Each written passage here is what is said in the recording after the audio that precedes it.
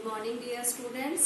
आज हम पढ़ेंगे हमारा हिंदी पाठमाला का तीसरा पाठ कर्नाटक की सैर। इस पाठ में एक लड़की है शिवानी, जिसके नाना नानी कर्नाटक के मैसूर शहर में रहते हैं और वो अपनी गर्मियों की छुट्टियों में अपने नाना नानी के पास कर्नाटक घूमने जाना चाहती है।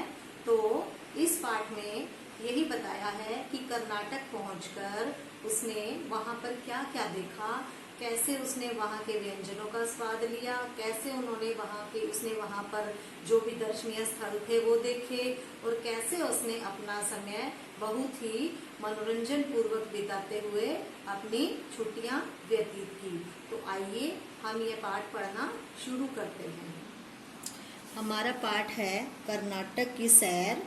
पर्यटन। पर्यटन क्या होता है? जो घूमने फिरने की जगह है, जहाँ पर हम घूमने फिरने के लिए जानते हैं, वो स्थान क्या कहलाता है? पर्यटन स्थल। तो अब हम ये पाठ पढ़ना शुरू करते हैं। कुछ रोज पहले मेरे नाना जी की चिट्ठी आई थी, जिस पर मेरा नाम लिखा था शिवानी शर्मा। मैं चिट्ठी देखकर खुशी से उछल पड़ी। अरे वाह, नाना जी ने मेरे नाम चिट्ठी भेजी है। मेरे नाना जी कर्नाटक में स्थित मैसूर शहर में रहते हैं। वे जानते हैं कि हर साल की तरह इस बार भी हमारे विद्यालय में दशहरे की छुट्टियां जरूर होंगी।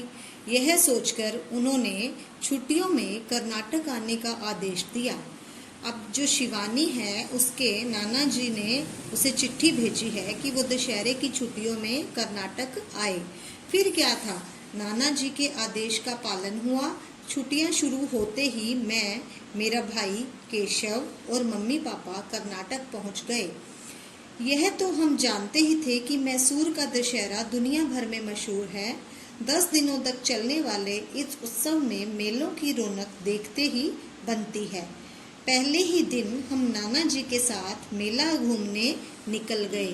भाई, दक्षिण भारत की सैर करने आए हैं तो पहनावा भी यहीं का होना चाहिए। पहनावा क्या होता है?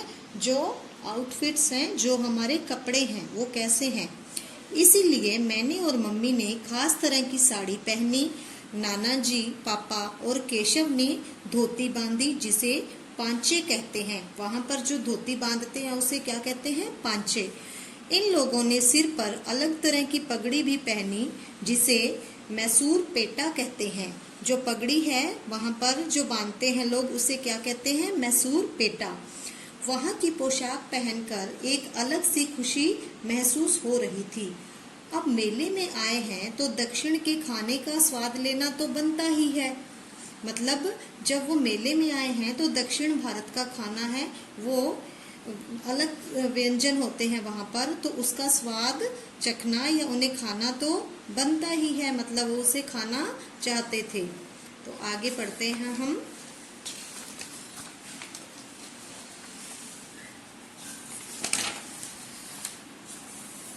हमने बिसे बेले भात, जोलड रोटी, रागी वड़ा, उपमा, मसाला डोसा, मद्दूर वड़ा आदि का स्वाद चखा।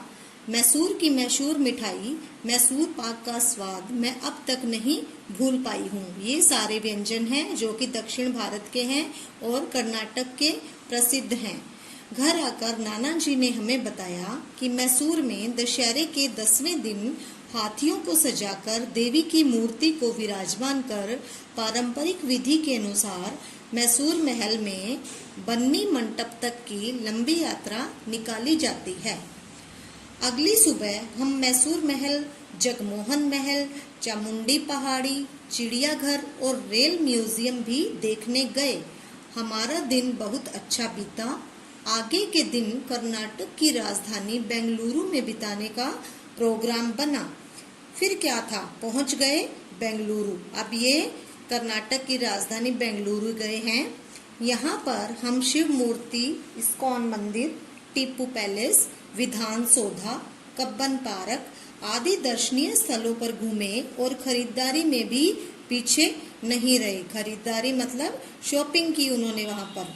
अब यहाँ से हमारी सवारी पर्वतीय स्थानों के लिए रवाना हुई।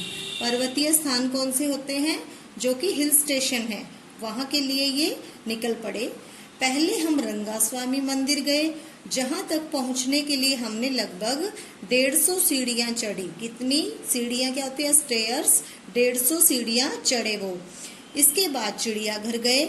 यह स्थान प्रवासी पक्षियों के लिए मशहूर है। प्रवासी पक्षी क्या होते हैं? जो कि एक विशेष ऋतु में यहाँ पर आते हैं और फिर ऋतु बदलते ही चले जाते हैं। तो यह स्थान प्रवासी पक्षियों के लिए मशहूर है।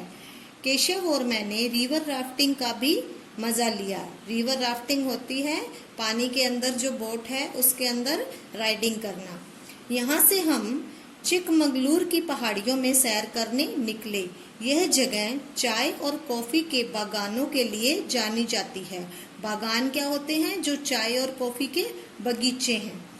कर्नाटक के पसंदीदा शहर हम्पी, मंगलोर, उडुपी, बादामी आदि के दृश्यों क्या होता है? नज़ारे को भी हमने खूब आनंद लिया। इस तरह हम 9 दिनों तक कर्नाटक में रहे।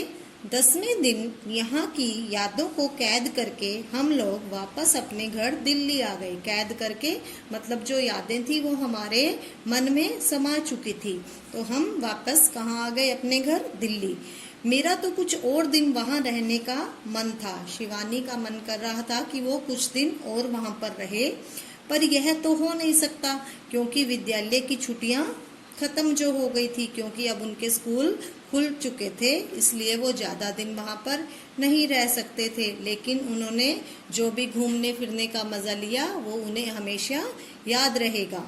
संदेश क्या है हमारे इस पर्यटन पाठ का? कि घूमने फिरने से आनंद के साथ साथ तरह तरह की जानकारियाँ भी मिलती है। जैसे शिवानी को बहुत सारी नई नई जानकारियाँ मिली, इसके साथ साथ उसने वहाँ पर आनंद भी किया, उसे बहुत मज़ा आया और उसने बहुत कुछ सीखा। तो इस पाठ में यह बताया है कि कर्नाटक की सैर में शिवानी ने क्या क्या देखा और कैसे उसने दक्षिण भारत के व्यंजनों का स्वाद चखा, कैसे उसने वहाँ के जो दशहरा होता है मैसूर का, वहाँ का मज़ा लिया और कैसे उसने वहाँ के पर्वतीय स्थलों की यात्रा की और किस तरह से अपनी छुट्टियाँ बिताई। ये देखिए, इसके बाद ये शब्द अर्थ हैं जो कि आपको अपनी हिंदी नोटबुक में लिखने हैं। इसके बाद ये अभ्यास कार्य है, इसमें ये आपका लिखित अभ्यास कार्य है। लिखित में ये प्रश्नों के उत्तर हैं जो आपने एक एक शब्दों में लिखने हैं। इसके बाद ये दिए गए प्रश्नों के उत्तर ये आप अपनी हिंदी नोटबुक में लिखेंगे। इसके बाद भाषा की दुनिया, ये किसी प्राणी, वस्तु, स्थान, नाम आदि का बोध कराने वाले शब्दों को संज्ञा कहते हैं। तो यहाँ पर संज्ञा शब्दों को आपने गोला लगाना है। इसके बाद संज्ञा का भेद कौन सा है? यहाँ पर जो संज्ञा शब्द दिए गए हैं आपको इन दोनों में से भेद चुनकर लिखना है, उसको आपने निशान लगाना है।